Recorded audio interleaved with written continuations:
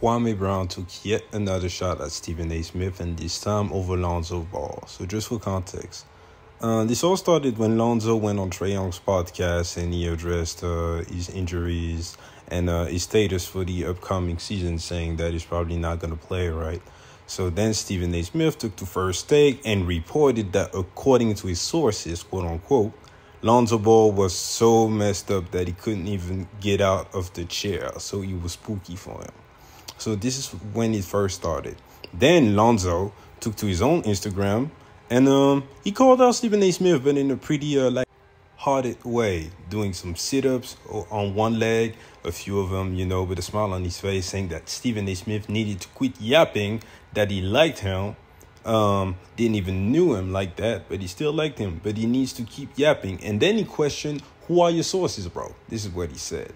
So then Stephen A. Smith, rather than just owning to the fact that he was wrong, he got on First Take and on his podcast and started talking shit about Lonzo, saying that, you doing some sit-ups does not prove that you're healthy, which is true.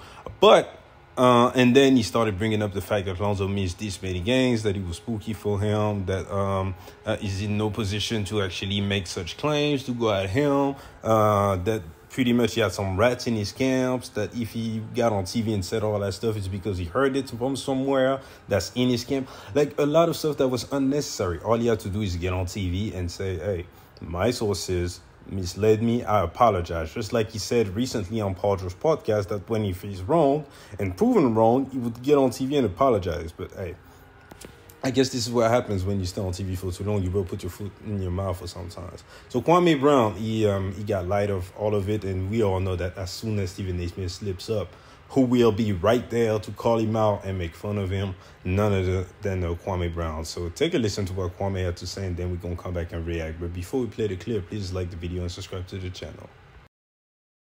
You don't want to tell us, Stephen A.? So this should show y'all that these media pundits are no more than just gossip girls. Most of them. Not all. Some of them I respect. Some of them are actually former athletes. A few of them are not former athletes, but they speak about it with the respect that it deserves. This is no easy task to get to the NBA or at any professional level. So I don't like to see it talked about with disrespect, especially people that would never be able to do it. You should not talk about things in a way for others' entertainment where you're disrespecting people. And that's where I'm going to come in and be disrespectful. So, Stephen A., once again, you're proving that the bus is right about you. You almost like a culture vulture now. Yeah, you almost like a culture vulture. Because you don't know what the hell you're talking about. You really ain't a part of no basketball, no black culture. You really ain't.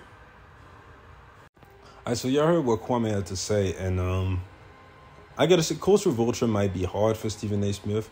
Believe it or not, although I think he fucks up a lot, I like Stephen A. Smith. And I think that he's earned his right in the culture to go out there, so I would never call him a culture vulture. But I think Kwame is right on the money with everything he has to say about Stephen A. Smith. Other than that, man, I feel like Stephen A. just got to be careful because he's worked so hard to earn this platform and become one of, if not the most powerful voice out there in the sports media when it comes to commentary, meaning that his words have a lot of impact. So when Stephen A. Smith goes out there on TV and says with such conviction, such gall, and all of these entertainment factors that he likes to bring into the table, that Lonzo Ball is fucked up, cannot get out of the chair, won't play anymore.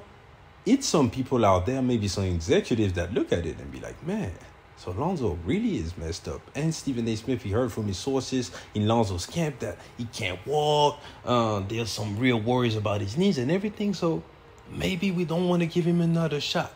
Maybe we want to buy him out. And next thing you know, Lonzo may either get traded, lose out on some money, or hell, be out the league just over some words, So this is why when people like me and you, for example, we go out there and we fuck up.